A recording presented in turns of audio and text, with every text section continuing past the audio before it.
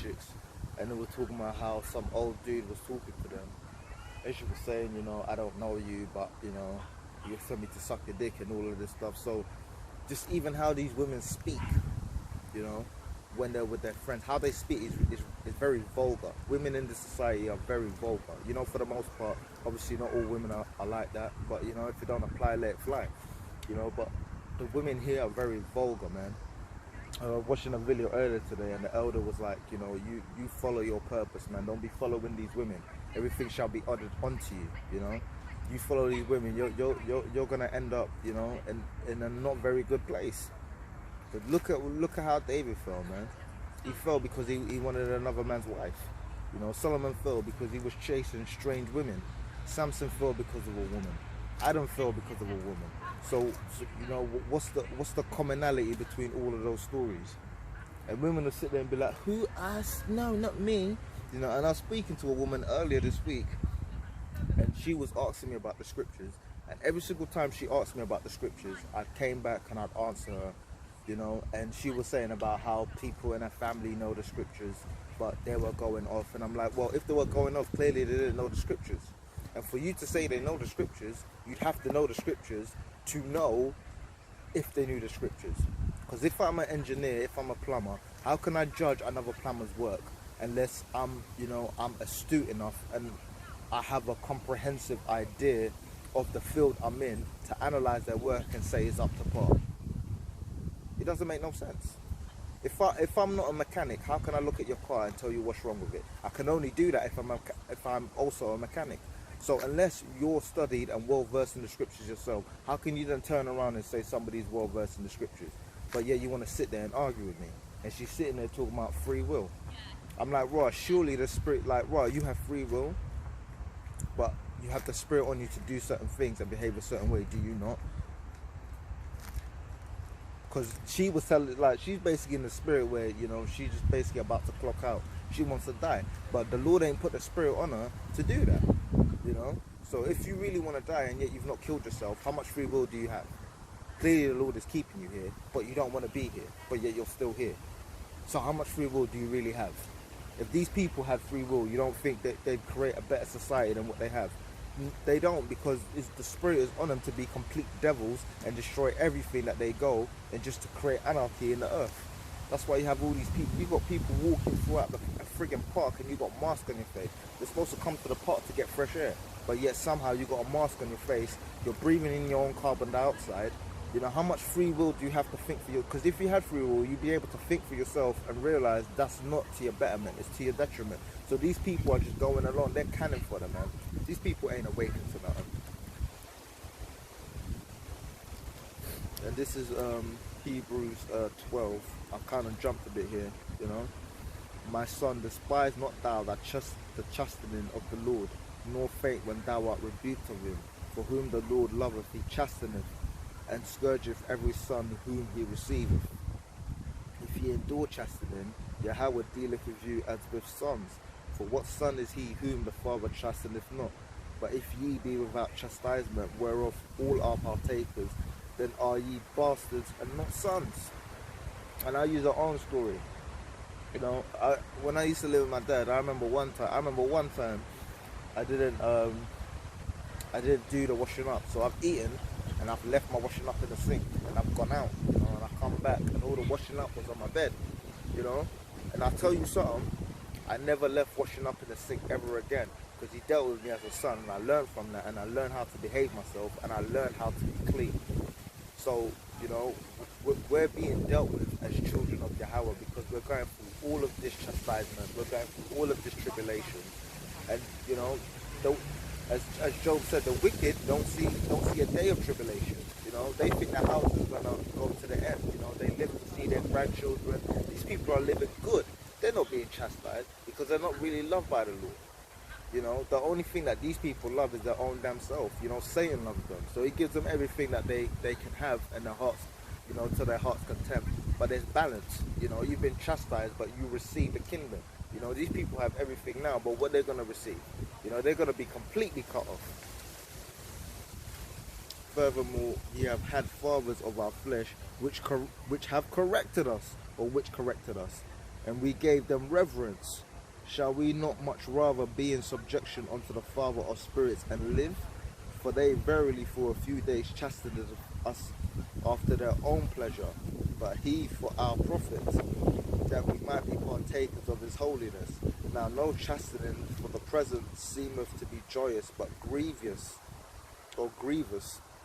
Nevertheless afterward it yieldeth the peaceable fruit of righteousness unto them which are exercised thereby.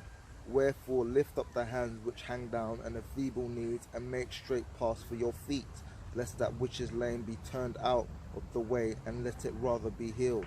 Follow peace with all men and holiness, without which no man shall see the Lord. Looking diligently, lest any man fail of the grace of Yahweh, lest any root of bitterness springing up trouble you, and thereby many be defiled. So we're supposed to, be firm in this, lest we fall and we return to our own ways. And this is one of my favorite scriptures. This is Hebrews 12 verse 16. Lest there be any fornicator or profane person as Esau, who for one morsel of meat sold his birthright. For ye know how that afterward, when he would have inherited the blessing, he was rejected, for he found no place of repentance, though he sought it carefully with tears. So, these people are always trying to get their inheritance back, man. And, they figure they can get their inheritance back by, killing Jacob until only he's left. But there's always going to be, a remnant of Jacob to come back and carry on the seed, because these people are utterly rejected. They've been given the earth as stewards, and what have they done to it? They've completely destroyed and defiled everything.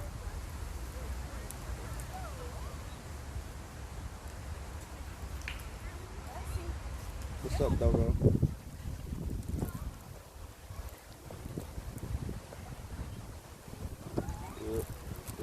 Let me go through some here. Oh, this is Hebrews 3, verse 12.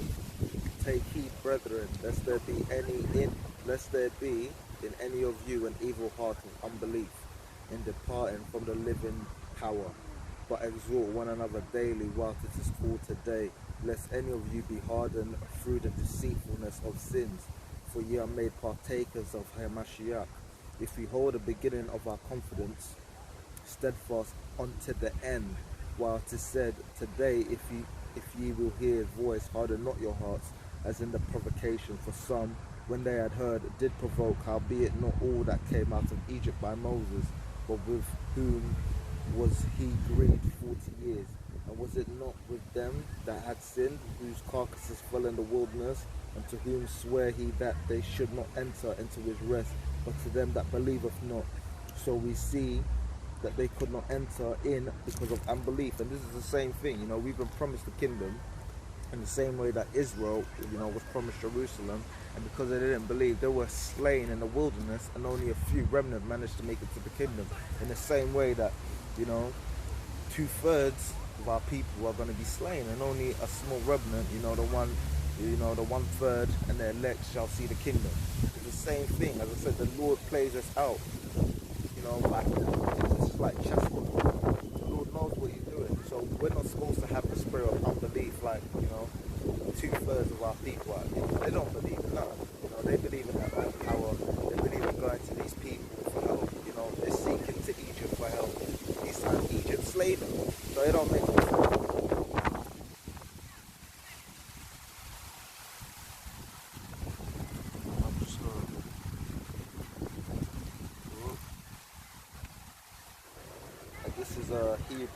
This is Hebrews 5 verse 13. For everyone that useth milk is unskillful in the word of righteousness, for he is a babe.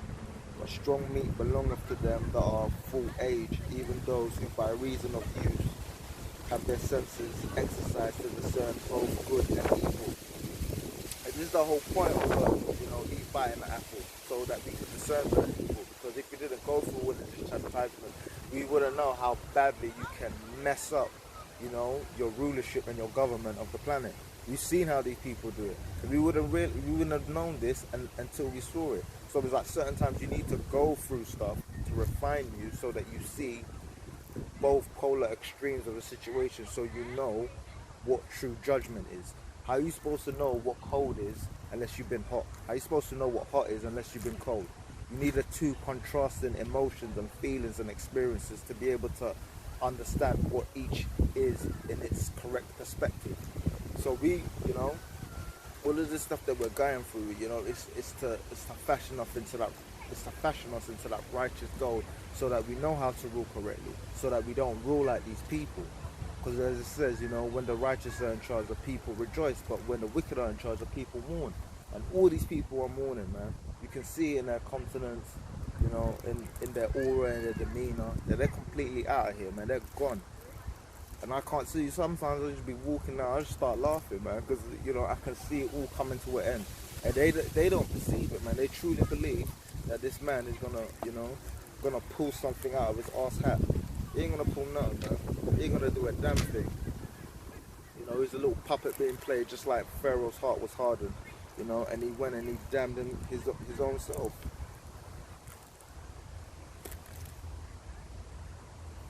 And I keep skipping around, man.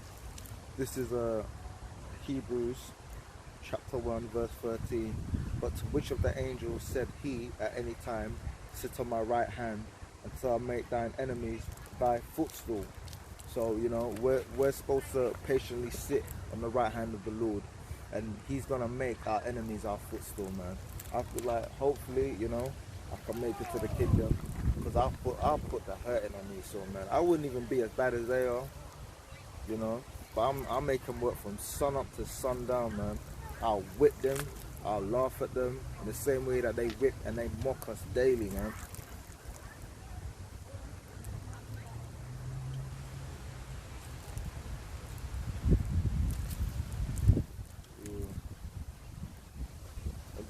This I'm back to Titus. This is chapter 1 verse 6. If any be blameless, the husband of one wife. So while we're here, supposed to have one wife. You wish you could have more than one woman, but you're, as Paul said, you're gonna have trouble in the flesh. Having faithful children, not accused of riot or unruly. For a bishop must be blameless as the steward of Yahweh, not self-willed, not soon angry, not given to wine, no striker. That means you're not supposed to punch people upside the head when they piss you off. Not given to filthy lucre, but a lover of hospitality, a lover of good men, sober, just, holy, temperate. That means that your temperament is not all over the place. You're calm under pressure. Holding fast the faithful word as he have been taught, that he may be able by sound doctrine both to exhort and to convince the gainsayers. And this is real evident to the conversation I was having the other day with E. To the point where I was basically spinning around in circles. Not on the left hand side, and not maliciously, but every single time she said something, I had an answer for it. I answered her directly and plainly, But when I'm asking you, because I asked her, I said, okay, well, you're saying that your people understand the scriptures, do they understand it in the original language? Yeah, they do. And what's the original language? Yeah, they understand it in the original language. I'm like, what are you talking about? The Paleo Hebrew, they talking about Latin Greek. Yeah, like they knew it. So you can tell when a person doesn't know what the hell they're talking about, because they don't specify anything. When a person knows what